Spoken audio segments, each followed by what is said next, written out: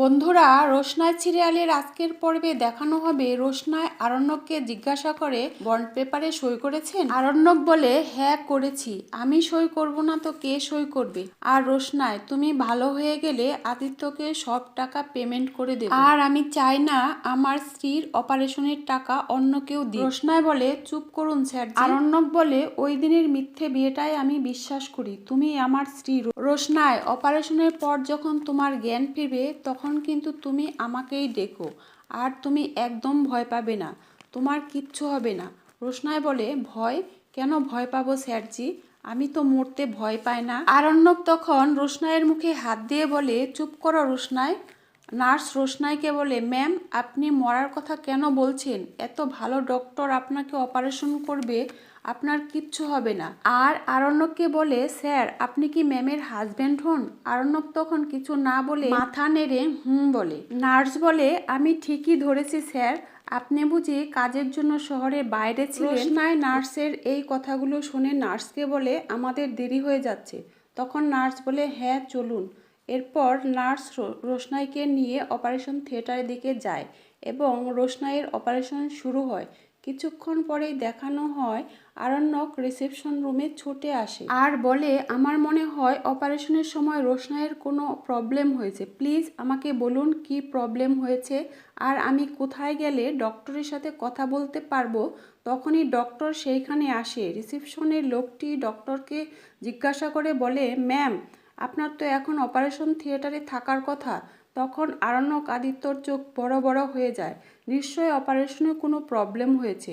Doctor আরণ্যককে বলে আরণ্যক চ্যাটার্জি, আমরা রোশনাইয়ের operation করেছি, সব কিছু ভালোই চলছিল, কিন্তু হঠাৎ করে আমরা পেশেন্টের ব্লিডিং বন্ধ করতে পারছি না। আমরা এক্সট্রা ব্লাড দিয়েছি কিন্তু পেশেন্টের শরীর সেই ব্লাড রিজেক্ট করছে, আর যতক্ষণ না পর্যন্ত নর্মালভাবে ওনার শরীর ব্লাড অ্যাকসেপ্ট করছে ততক্ষণ পর্যন্ত ভীষণ চিন্তার বিষয়। আরণ্যক বলে চিন্তার বিষয় মানে কি হবে। ডক্টর বলে যে কোনো সময় কিছু হয়ে যেতে পারে, এখন আমাদের অপেক্ষা ছাড়া আর কোনো উপায় নেই। আরণ্যক কান্না কান্না চোখে বলে ডক্টর আপনি এসব কি বলছেন। ডক্টর বলে আপনারা এখন উপরওয়ালাকে ভাবুন, উনি শুধু আমাদের রক্ষা করতে পারেন, উনি আমাদের একমাত্র ভরসা। আরণ্যক বলে ডক্টর আপনি এসব কী সব জাতা কথা বলছেন, উপরওয়ালাকে ডাকবো মানে, আপনি এখানে কি করতে আছেন, আপনি কেনই বা রোশনাইকে ভালো করতে পারছেন না। আদিত্য বলে ডক্টর তাহলে কি আমরা আরও ব্লাড অ্যারেঞ্জ করব। ডক্টর বলে হ্যাঁ, আপনারা যদি অতিরিক্ত ব্লাড অ্যারেঞ্জ করতে পারেন তাহলে ভালো, তবে এর থেকে বেশি ভালো হবে যদি পেশেন্টের শরীর নিজে থেকে ব্লাড অ্যাকসেপ্ট করে। ডক্টর বলে প্লিজ আপনারা এখন উপরওয়ালাকে ডাকুন। আরণ্যক বলে উপরওয়ালাকে ডাকবো মানে, আপনারা এখানে এতজন ডক্টর কি করতে আছেন, আপনারা কি কিছু করতে পারছেন না। আদিত্য বলে আরণ্যক তুমি চুপ করো, রোশনাই এর সাথে তুমি যে খারাপ ব্যবহার করেছ, এত অপমান অসম্মান করেছ, সেজন্য ওর বাঁচার ইচ্ছে নেই, বাঁচার ইচ্ছেটা মরে গেছে, সব কিছু হচ্ছে তোমার জন্য। আরণ্যক আদিত্যকে বলে চুপ করো তুমি, কতটুকুই বা জানো তুমি এই ধরনের কথা শোনাচ্ছ আমাকে। ডক্টর বলে আপনারা উত্তেজিত হবেন না, অধৈর্য হবেন না, এখনো আমাদের কাছে অনেক সময় আছে, আপনি শুধু ঠাকুরের কাছে এই প্রার্থনা করুন যাতে কোনো মিরাক্কেল ঘটে। আরণ্যক ডক্টরের কথা শুনে চিৎকার চেঁচামেচি শুরু করে। তখন আদিত্য বলে চুপ করো, এখন আর নাটক করতে হবে না। রোশনাই যখন কলকাতা গিয়েছিল তোমার কাছে তখন ওর সাথে কতই না দুর্ব্যবহার করেছ, আর এখন নিজের বউকে কলকাতায় রেখে এসে এখানে নাটক করা হচ্ছে। তখন আরণ্যক বলে এই আদিত্য, তুমি কতদিন ধরে চেনো রোশনাইকে, কতটা জানো ওর সম্পর্কে। আদিত্য বলে আমি রোশনাইকে কতদিন ধরে চিনি বা জানি তাতে কিছু যায় আসে না, রোশনাইকে তোমার মতো ধোকা দেইনি, ঠকাইনি। আরণ্যক আরেকটা কথা তুমি মনে রেখো, আমি যদি তোমাকে আরণ্যক একটা কথা তুমি মনে রেখো, আমি তোমাকে যদি ফোন করে এখানে না আসতে বলতাম, না জানাতাম সবটা, তাহলে তুমি এখানে আসতে না। আর সব থেকে বড় কথা হলো এই হসপিটালে রোশনাইয়ের যে চিকিৎসা চলছে তার সব ব্যবস্থা আমি করেছি, তুমি না। ডক্টর আদিত্য আর আরণ্যককে শান্ত হতে বলে চলে যান। অন্যদিকে আরণ্যক হসপিটাল থেকে বেরিয়ে যায়, বেরিয়ে কাছাকাছি কোনো শিব মন্দিরে চলে যায়। সেখানে গিয়ে পুরোহিত মশাইকে বলে আমি পুজো দিতে চাই। পুরোহিত মশাই বলে না, এখন পুজো হবে না, পুজো দিতে গেলে আবার বিকেলে আসতে হবে। আরণ্যক বলে না, আমি এক্ষুনি পুজো দিতে চাই, কারণ আমার খুব কাছের মানুষ খুবই অসুস্থ, তার এখন অপারেশন চলছে। ডক্টর বলেছে তার কন্ডিশন খুবই খারাপ, তাই আমার এখনই পুজো দিতে হবে পুরোহিত মশাই।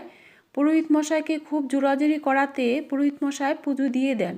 আরণ্যক ঠাকুরের কাছে প্রার্থনা করে, ঠাকুর আমার স্ত্রী যেন ভালো হয়ে যায়, আমি আর কিচ্ছু আপনার কাছে চাই না। ওদিকে ডক্টর আরণ্যককে খুঁজতে থাকে পেশেন্টের কন্ডিশন ভালো না জেনে ভেন্টিলেশনে দেবে বলে। তখন আদিত্য বলে, ডক্টর কি করতে হবে আমাকে বলুন, আমি সব কিছু করব। ডক্টর বলে, উনি থাকলে ভালো হতো, পেপারে সাইন করতে হবে। আদিত্য বলে, আমি সাইন করে দিচ্ছি। ডক্টর বলে, আপনি করলে হবে না, প্রবলেম হবে। আদিত্য বলে, আপনি তো বলছেন ওর কন্ডিশন খুবই খারাপ, তাহলে কি একটা শয়ের জন্য দেরি হবে? আর যা করার আপনি এক্ষুনি করুন। তখন ডক্টর বলে, ঠিক আছে। এরপর দেখা যায় আরণ্যক আসে পুরোহিতের দেওয়া ফুল নিয়ে। আদিত্য আরণ্যককে রোশনাইয়ের কাছে যেতে বাধা দিয়ে বলে, না, তুমি খুবই আনলাকি, রোশনাইয়ের কাছে যাবে না। যদি রোশনাইয়ের কাছে যাও তাহলে হয়তো ওর 1% বেঁচে থাকার যে চান্স ছিল সেটাও নষ্ট হয়ে যাবে। আরণ্যক বলে, ঠিক আছে, আমি ওর কাছে গেলে যদি কিছু হয়ে যায় তাহলে আমি আর আমার মুখ কোনোদিন দেখাবো না। আমি বলছি এই ফুলটা রোশনাইয়ের মাথায় ঠেকালেই ও ঠিক হয়ে যাবে। এই মুহূর্তেই রোশনাইকে ভেন্টিলেশনে নিয়ে যেতে নেয়। তখন আরণ্যক দৌড়ে যায় রোশনাইয়ের কাছে, বলে, রোশনাই, আমি থাকতে তোমার কিচ্ছু হবে না। আর আরণ্যক যে ফুল নিয়ে এসেছিল সেই ফুলটা মাথায় ছুঁয়ে বলে, I love you Roshnai, I love you. তখন আদিত্য বলে, নাটক বন্ধ করো, রোশনাই আর ঠিক হবে না। আরণ্যক বলে, খবরদার আদিত্য, আর এইরকম কথা বলবে না তুমি। তুমি যদি আর একবার এই কথা বলেছ না, আমি তোমাকে মেরে ফেলবো। এরপর নার্স বলে ওঠে, ডক্টর, রোশনাইয়ের চোখ খুলেছে। তখন রোশনাইও বলতে থাকে, আই লাভ ইউ স্যারজি, আই লাভ ইউ। এদিকে আরণ্যকও বলে, I love you Roshnai, I love you. তো বন্ধুরা, জমজমাট রোশনাই পর্ব দেখতে থাকুন আর আমার চ্যানেলটিকে সাবস্ক্রাইব করুন।